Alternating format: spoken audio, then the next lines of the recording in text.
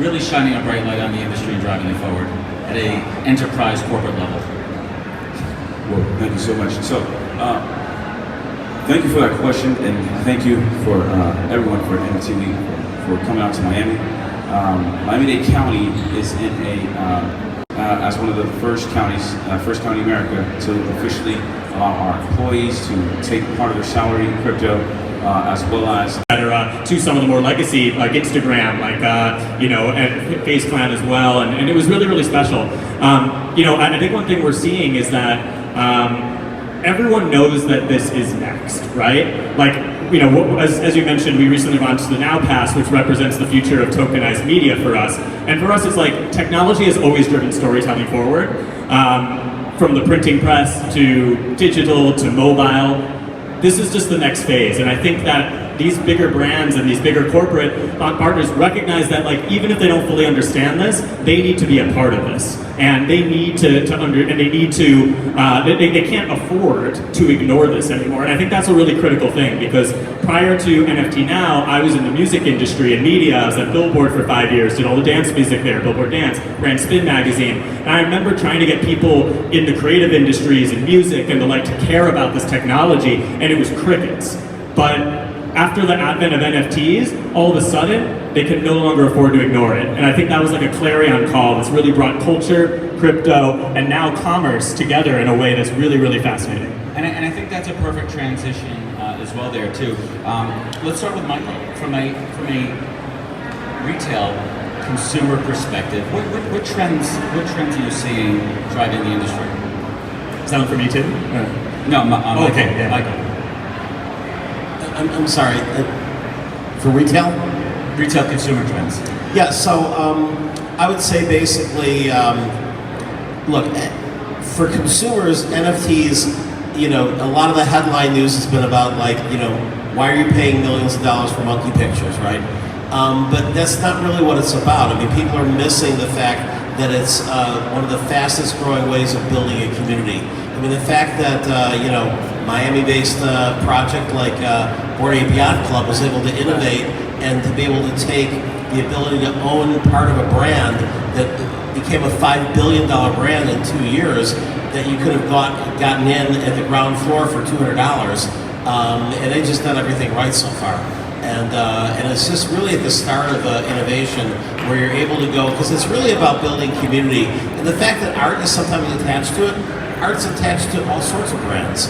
And but the whole part is community, and I think we've just started to evolve, because 10 years from now we're not going to be talking about building Discord channels. We're going to be talking about having 50 million people following a brand and looking for their airdrops. And the NFT is really just a sign of ownership of your membership inside of a community, and the brands want to engage with that. Thank you, John. Again, from that government perspective, it's interesting, and I assume that you're also involved in the tourism side, especially down here. Are you seeing any positive trends? I mean, look out this audience here. It's driving it. What are you seeing from a retail side, trends that are driving the industry forward? Retail. So hard to do. thank you for that. So what are we seeing from the retail side that's driving NFT popularity? All right, so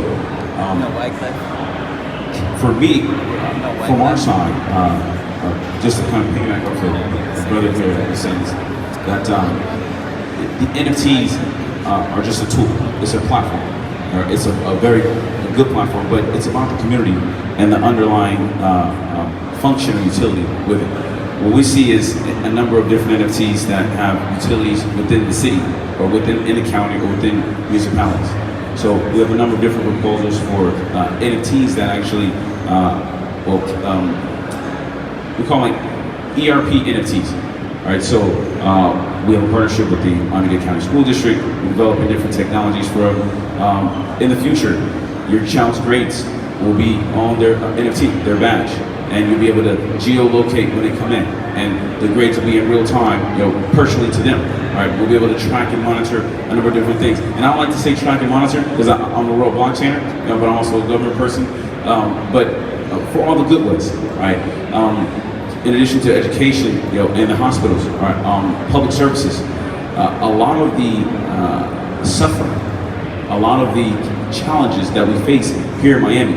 We have a housing crisis. We have an income inequality crisis here. These are the real problems that affect real people here, and we're constantly trying to find ways to actually put this technology into use for the people. And a number of from what we sent out, what we got back are different ways to track our public services and make our processes more efficient. So for me, I think that's really going to be a driving part of the retail, how it interacts with public service, with the city or the county, and with that particular business or enterprise. Excellent, thank you. Matt, you guys just launched the Now Pass. Was there hesitation to launch this massive project in this current market? What were those trends, those key indicators saying, yes, now is the time to launch it? It's a great question. No, there wasn't hesitation, but we also knew the climate we were entering in. I think one of the things that's really important is we really wanted to do this right. The Now Pass it's the key to the NFT Now ecosystem, the Now network, which is our foundation for everything we're building with the future of tokenized media. We spent 2 years building NFT Now, building trust and credibility in this space, having a front row seat to everyone else's, everything else everyone was doing in this space. We saw the good, the bad, and the ugly. It would have been really easy for us to drop something during the bull, but we wanted to take our time, do it right, do it sustainably, and ultimately, I'm actually a big believer that the bear market is for builders, and with the people who are still here, the people who showed up today on a Friday, today's Friday, right? I've been traveling a lot, so yeah, it's the people who showed up today, in the depths of a bear market, these are the true believers. Like, these are the people who are actually here for the right reasons. Bear markets shake out the speculators, the scammers, all of that, and that's the people we wanted in our community. Because what we're trying to do with the Now Pass and the Now Network is pioneer a community-centric media model. We believe Web2 media is broken, and it's led to this clickbait race to the bottom, these super transactional one-way streets and relationships. We wanted to bring people together. We wanted to build a community that we can super serve, and we believe that media companies shouldn't be serving you advertisements, they should be serving you opportunities. And if we're going to super serve a community, the community that we want to serve is going to be one that actually believes in the future of this space, that wants to grow with us, that is showing up day in, day out. And this space, I always say Web3 rewards those who show up. That's what we're really doing with the Now Network, is rewarding participation, being able to empower our community members to earn rewards for being a part of what we're doing, whether it's sharing NFT Now content, engaging with NFT Now content, contributing to NFT Now, whether you're a creator, a writer, a photographer, a videographer, a data analyst, whatever it is. Instead of it being like a one-way street of just trying to monetize your eyeballs and discard them, which is the Web2 model with programmatic advertisements, we're about how can we create value together, how can we share in that value together, and if we're going to do that, we want to do it with the real ones. Excellent, thank you. Yeah. So let's keep the good vibes going here. Sally, how are we going to get to mass adoption? What is going to be that use case that's going to drive it forward and really truly drive it forward in that capacity that we need at scale? Yeah, and this panel, by the way, really gets it. All of these mechanisms and things that we're drilling in on are really awesome opportunities for startups to think about in Web3 to gain adoption. I mean, I have a secret to share, and it's a secret. Please share your secrets. For Web3 adoption. It's literally so simple and obvious that it shouldn't be a secret, but the way I think about it is that Web3 should really follow the rules of Web2 when it comes to how to find adoption. Matt touched on value, delivering value proposition, but not just any value proposition that a Web2 company can bring a big brand or retailer, but a specific Web3 value proposition and application that can't be found in the Web2 world. Why would a Fortune 500 change their behavior or change their buying pattern or change their integration to technology in their tech stack unless there is a huge value proposition to move from Web2 to Web3? So think about that when you're building out your projects, your companies, your dApps, your infrastructure plays. What is it that you're bringing to the table? And in addition to the value proposition, you also need to understand how to sell to enterprise. Enterprise is a whole different ballgame than consumer. It is a long lead cycle. It can take anywhere from, on the good side, 1 month to 2 to 3 years to sell a 6-figure to 7-figure contract. So ultimately, yeah, you need to find that enterprise sales playbook for customer acquisition, growth acquisition, and be able to touch your audience in the right way in all of those different strategies. And once you win that customer, win the heart of that customer, you need to listen. You don't just hear what they're telling you, but you really need to listen to make sure that you're bringing them what they need and involving with that customer and creating the customer success and retention that ultimately, Web 2 companies are doing well, which is what Web 3 needs to also get to. Awesome. So we got time for one last round of questions here. We're going to keep them tight and short. We're going to call this the hot take section here. Michael, your hot take on Choke Point 2.0. On Choke Point 2.0. Oh, Choke Point 2.0, sure. Definitely a favorite topic. Hot take. I think it's, you were asking about, what is it going to take for Miami to be considered the crypto capital of the world. I'd say at this point, no place in the United States can be considered the crypto capital of the world until we get our arms around defeating Choke Point 2.0. Right? I mean, we need to defeat Choke Point 2.0. I mean, cryptocurrency is not illegal.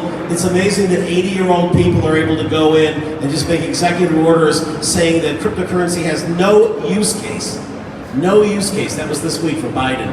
And, I think that what is the industry fighting back and reality fighting back is that when you took banks that were otherwise healthy, like Signature and Silvergate, and shut them down to basically hurt crypto, it ended up hurting the banks, and people ended up realizing, oh, wait, fractional banking is what is the unsustainable enterprise. $100 billion of FDIC against 17 trillion, and people started doing bank runs, not crypto runs.